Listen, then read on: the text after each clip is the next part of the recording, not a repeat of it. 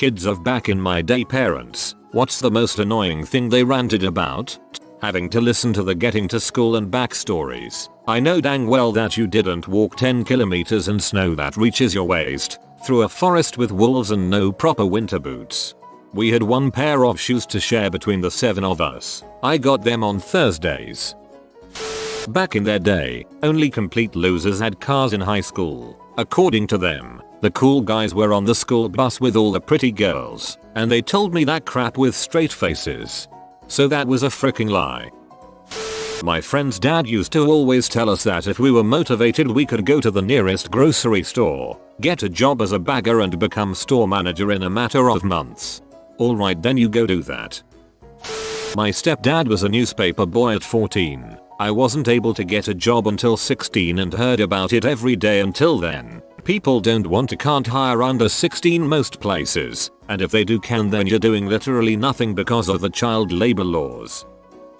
The most annoying thing to me is how my parents complain that nobody, from my community, speaks our native language anymore. They say back in my day, everyone spoke our language and today none of you kids can. Guess what? The adults never taught it. It wasn't used in the homes. So how the frick are we supposed to learn it? And then I have people from the home country call me and speak and I'm like, I barely understand. I can speak better than my siblings but not that much better. And they yell at me. Don't blame me. Blame my parents. And my parents and my friends' parents, they can all blame themselves and not their children. That their parents were way stricter and more overbearing, so we had no room to complain.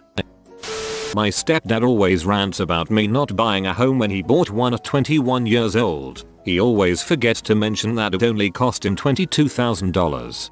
Bet that home is valued at around $100k or more now, unless it was crappy or not there anymore. Job hunting. That's great that this worked for you in the 80s, but it's the 2010s. Back in my day, a woman stood by a man, even if he beat the garbage out of her. No, mom, no. My father likes to ramble about how back in his day he went to school and also managed to work to provide sustenance to his mom and siblings. I think it's possible to study and work, but you have to be extremely lucky to earn enough to provide for a family these days while also studying. I think if you're talking about US economy, has fundamentally changed in the past 40-50 years, and yes, it is nearly impossible to work your way through the studies while also being a bread earner for your family. The most annoying thing they rant about is us not providing our kids the same life they had. My great-grandparents owned several thousand acres at the turn of the century. They passed down land, heirloom furniture, or thriving farm, etc. The next generation split it all up, sold a lot of it to start their own business. The next generation the same. The last little plot of that is my mom's acre. There's a saying that goes something like this: the first generation works, the second generation maintains, the third generation blows it all away, and the fourth generation works to get it back, and then the cycle repeats with the fifth, the sixth, the seventh, and so on generations until there is pretty much nothing left from the first generation. My dad and uncle's aunt like to rant about how young people don't have any honesty or work ethic. My oldest and youngest uncle made moonshine. My middle uncle stole cars. My dad built moonshine running cars out of the parts, and my aunt ran off with a 50-year-old sugar daddy at 15. It took the car stealing uncle going to jail to straighten them out. My landlord summed it up nicely: you kids would have gotten shot for pulling half the stuff I did at your age. My mother would try and claim my siblings and I were lazy because when she was 14 she used to come home from school, walk the dogs, then dance all night. It turned out this translated to she would go out drinking and clubbing underage. Apparently there was actual crap you could buy for a quarter. Like, great, there's not anymore. What significance does this have to me? Nothing? Thought so. Absolutely loved when they completely discount the effects of inflation too. In 1970, a quarter was worth $1.65 in today's money. It always drove me nuts when my parents would complain about how we never spent any time outdoors, because back in their day they'd be tramping through the woods at all hours of the night. I wanted to do that, but I wasn't allowed outside. Dad, back in my day, if your dad made a joke about you and you make one back, he'd take you out back and beat you for disrespect. Me. That doesn't seem respectable. Beating people who you don't like up. Didn't you teach me to not do that? Dad, that was extremely disrespectful, and in my day I would have whipped you with my belt for that. Well, they don't mean respect, they mean submissiveness. My dad said I needed to get a job when I was 13 and then saying child labor laws don't exist. Got yelled at when I quit a job in college that paid $8 HR. I made $3 an hour when I was your age. I would have killed to make that. Something inflation. Quit after I realized the money I made in a month would barely pay for one of my textbooks, and I was taking 18 credits and didn't have enough time to actually read them. Seriously, it's nothing now, but when Merry Christmas, Charlie Brown was made, Sally asking for 10s and 20s for Christmas was ridiculous. Dial phones. They complained about how kids these days, specifically my brother and I, don't know how to use them after forgetting we had one in the house until I was 7, and I know full well how to use one. My boss refuses to believe I know how to read a map, like an actual folding paper map, drive a manual transmission car, change a tire, operate a VCR. My parents always complained that back in their day the kids were always subjected to corporal punishments and were super submissive. They forgot that they already did that to me. They are just complaining that it didn't work that well, not that they're actually submissive to my grandparents. Basically, I have bad parents, and they're bad people. Exact situation I have with my mom's side of the family. Traditional Chinese as frick. And they think that it helps teach when you nearly beat your kid to death multiple times in a month for not smiling or some crap. Car seats. I don't care if you drove around with a baby laying in the front seat of your car. You aren't taking my toddler anywhere without a car seat. This one drives me nuts. Yes, Dad, my baby toddler needs a car seat properly installed in the car, not just sitting on the backseat floor. No, the straps do not need to be nice and loose so she can wiggle around. No, those aren't extra buckles. My dad won't be driving her anywhere.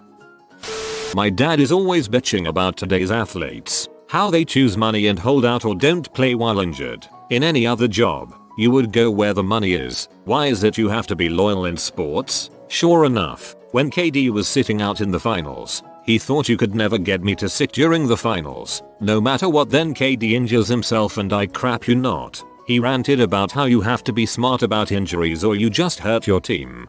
God forbid recovering from your injury and not risking your entire professional career.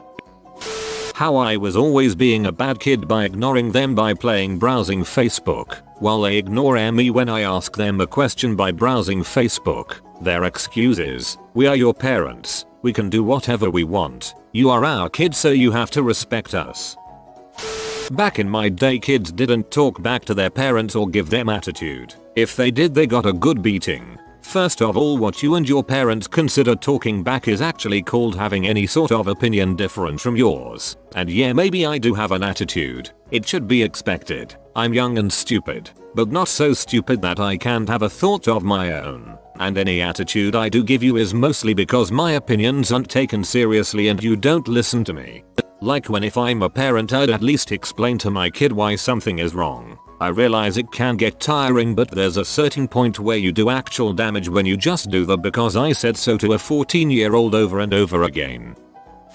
My mom was from Cambodia during the time when they were communist. Every time I ask for anything, it's, back in my day. This is how most conversations go in my house. Cookie dough is just an example. Me. Mom, can I get some cookie dough for later? Mom. Back in my day we ate bugs and we starved for days fleeing from the communist, dodging bullets, running around dead bodies, and you're asking me for cookie dough? You're so unappreciative and spoiled. Me. I know would have worked. All through my teenage years my mom would get mad that I didn't know how to cook, or clean something good enough, or use something correctly, usually gardening tools. When I was your age I could run my family's B&B single-handed. Then when she was done telling me how stupid I was for not knowing, she'd take over and tell me to go away. Thanks for teaching me how to do it right.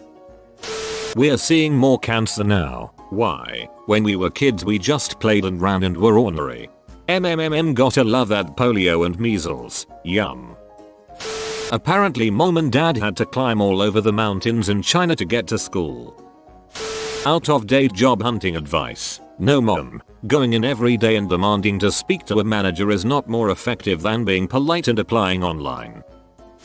Not necessarily my parents. They do this a little bit, but I think they also understand the millennial Gen Z point of view when I explain it to them well enough. But pretty much the general attitude of blaming social media for the perceived problems of today's youth. Back in my day, we didn't have the internet, so we actually played outside and knew how to talk to people face to face and made real friends. I mean, it's not like your generation got caught up in the paranoia of childhood disappearances to the point of forbidding us from leaving the front yard unsupervised and micromanaging our entire social lives such that we only ever met kids our age in organized institutions, school, sports, extracurriculars, etc. that usually ended up doing everything to discourage us from interacting with said kids anyway, and that you wouldn't let us hang out with other kids in our free time until you've met the kid and their parents so that you could decide when and where we had a play date. It's not like we were so socially stunted and starved by this that we grasped at online interaction because it was the one thing you couldn't figure out how to monitor, so it was the only way we could interact with others in a way that felt organic. No, clearly Instagram is single-handedly turning children into socially inept hermits. And of course the greatest generation didn't say the exact same thing about television, and their parents didn't say the same thing about radio, etc. Kids of immigrants have to deal with back in my country lectures. Having to walk 2 miles to her bus stop in the rain and snow, having to get a job at 15, buying her own clothes. I love my mom, but she grew up better than I did, and hearing her complain just ticks me off a little. Back in my days people weren't that soft and full of emotions because we didn't have so much free time. We were working, and if someone wasn't disciplined they sent them to the military, and that's exactly what your generation needs to get programmed because you guys have way too much time to think about your emotions. My dad said the same crap. Honestly, I'd rather be more in tune with my emotions than repressed 24/7.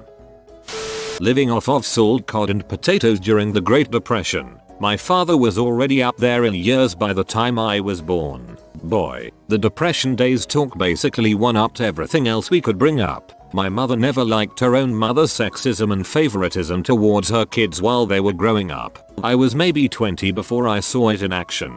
Grandmother had cooked a huge supper, and mum told her to go relax while we did the dishes. Grandma, by then around 90, got up from her chair, took the dish towel away from my brother, and told him to have a seat and she'd dry the dishes. So maybe mum had something to complain about there after all. How the world was safer back then, as if they didn't have the Zodiac Killer and Ted Bundy. You don't see a lot of high-profile serial killers nowadays. You kids get a trophy for everything now. You never learn how to try hard. Yes, when I was a child I got participation trophies, and they felt very patronizing. Also, I was 7. I didn't ask for the dang trophies. It was your generation who was giving them to me. I threw those participation trophies away so freaking fast BC, it was so embarrassing. I didn't want them. I didn't walk around saying look at what I won. I hated them.